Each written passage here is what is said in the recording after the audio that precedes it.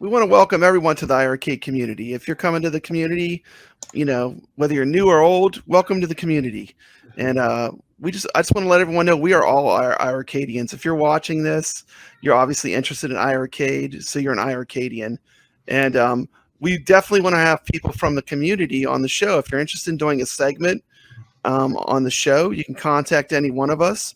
I've done several, but you can contact Jeff or you can contact Mikey, and we would love to feature people from the iiRcade community that are just doing positive things and are talking about iiRcade. This is our iiRcade show. So that being said, we have a great clip this week. I would like to introduce Anthony Sevens, and he's going to talk about the iiRcade leaderboards, and he has an amazing horror-themed arcade lounge. Hey, what's up? Anthony Sevens here, also known as Sevens Arcadius on iiRcade. Well, today I'm here to give a little PSA, I guess you can say, concerning leaderboards. Myself, as well as a few others, have talked about how, it's a little sad and disappointing sometimes when people feel like they get really discouraged because they can't place on a leaderboard in very challenging or difficult games. Now, I'm not saying whether a game sucks or not, because even some of us, we like to play even the sucky games or the more low-end games because, we want to try to place on a leaderboard or just kind of, do a little bit better than we did the time before that we were on, right?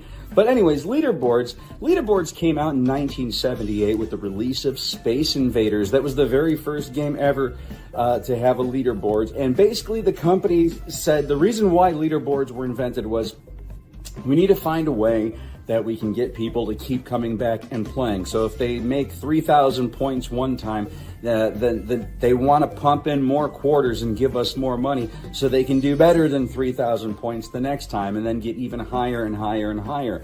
And then, as we all know, it turned into a little competitive thing between players, and then eventually they wound up doing like worldwide championships and tournaments and stuff and really making leaderboards the competitive place to be.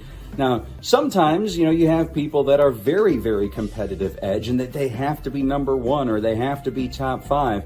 And then you have people that are just on the more casual edge of things. They just like to simply play the game. And whether they make it onto the leaderboard or not makes no difference at all because it's all for the love and passion and the fun of it, right? But anyways, I was never a big leaderboards guy. I never joined tournaments and competitions. I never considered myself to be the best of the best and when it comes to any kind of game. And quite frankly, there's quite a few games that I play that I absolutely suck on. I'm second place on Techie Packy. All right, here's the secret. That was the last game I'd ever thought I'd ever place anything on. So basically, when I made the top 5 leaderboard originally, I was just kind of like, whoa, pat on the back. Like, this is actually a game I'm kind of sort of decent at. And then myself and Neuron, we're back and forth, Corrupt Neuron, we're back and forth between first and second place, alternating. But, we even joke about it behind the scenes because we do talk quite often. We're waiting for somebody to blow our scores out of the water, and it'll happen some. But other than that, most of us, we play by ourselves, and most of us, when it comes to high scores or leaderboards, we're playing against ourselves. It's always nice to have other larger goals to hit. But if I'm playing a game and I'm only scoring like 3,000 points in a game, okay, and someone else scores 5 million, going from 3,000 to 5 million right away, that's a bit of a stretch, and that's where it kind of becomes discouraging because you start, it's almost like the game starts shouting at you, like Gandalf, like, you shall not pass! And, we kind of get crushed by that. Like, man, this game sucks. It's too hard. We give up. I'm never going to make the scores that other people are doing. More things to keep in mind. But you want to be good at something, you have to practice your butt off. A lot of these games that we're playing are from the 80s and from the 1990s. So these games are decades old at this point in time. So there's a lot of us who have previously played a majority of these games. So when we jump into them on the iiRcade, we kind of know what we're doing already. We know the secrets and the tips and the tricks and how to do this, and this. And those who have never played these games before, they tend to struggle a little bit. Even myself, and there's a couple of games where I've never played, and I struggle myself. I'm not on leaderboards in every single game. I have over 50 games in my iiRcade, and I'm not on a leaderboard on every single one. I like to joke around and say, I'm number 2 on Techie Packy, I'm number 11 on Strikers, and then I have, a secret invisible spot on the leaderboards on Rage of the Dragons because I can't even pass the damn first match. Some games are genuinely difficult, but you see on the leaderboards that there are people that have overcome those challenges and they're landing on the leaderboards and they're getting bigger scores. It's because they have the time to take to practice. Seriously, it can be overwhelming sometimes to have 200 games in your machine and you're like, well, which one do I play and which one do I try to get on the leaderboards?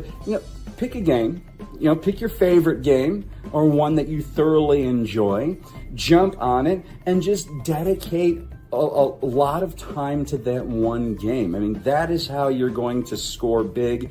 Another way you're going to score big is by actually asking the pros, the people who have notched really high on the leaderboards. Ask them for advice. Don't be afraid to step up and say, how do you do this? How do you do that? What's the secret to beating this game? I'm not understanding the mechanics of this game. And, the one thing I've learned about the iiRcadians is that everybody in this community, in this family, for the most part, is very, very communicative and very helpful with each other. So never, ever be afraid, to step up and ask for some advice on something. But, never, ever be discouraged. Just push start, play your game, play hard, and just have fun. No one's winning competitions here. Have fun. Anyways, that's all I got for you today. This is Anthony Seven signing off. Until we meet again, take care of yourself and take care of each other. Yes, a big thank you to Anthony Sevens. Yeah. I got something to say if you want to put me up on the big screen real quick.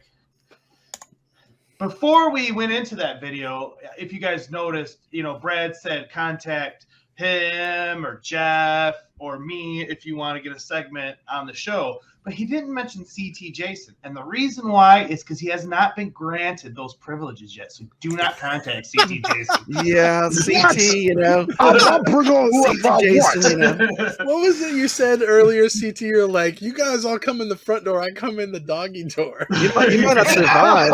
It's I don't got to stuff away in the StreamYard. I got to get the link. You didn't say it. Yeah, right. Yeah, with the leaderboards, what's important is every single time I have to be above Jeff Rainwater. As long as I'm above Jeff, I noticed that. I have accomplished my goal as a game player on iiRcade. And what's cool is you really do get these friendships with people you play against. Even though you're just playing for a score. And I can't wait for the online because it's even going to be better. Aren't you guys excited for online play? It's going to be great. Yeah. I'll When I become see sooner than somebody on the later. leaderboard that gets above me, it motivates me to want to go beat, especially for somebody that I know. And it doesn't matter if it's somebody that I like or dislike or whatever. It's I'm like, oh man, Mikey's on there. I gotta beat Mikey or what. It motivates me. I don't know about you guys, but Well, what I was thinking is let's motivate the whole community.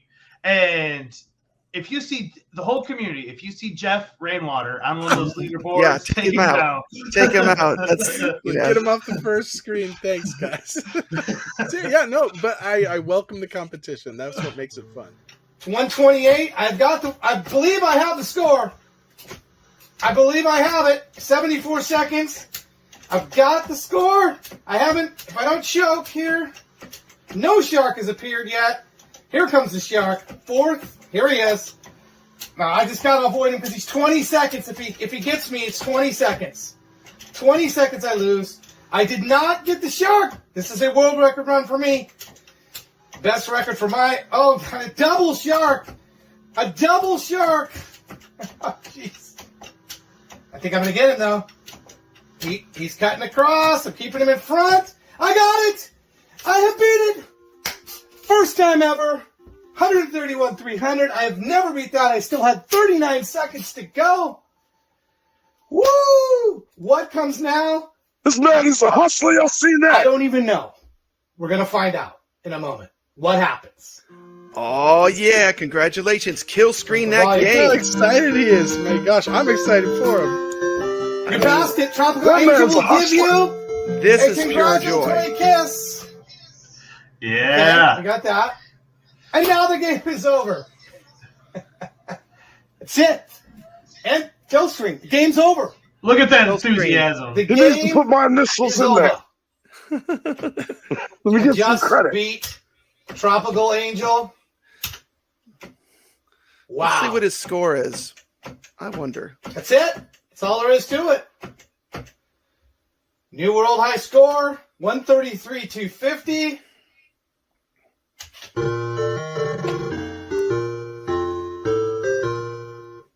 Let's go out of this. There it is. The game has been beaten.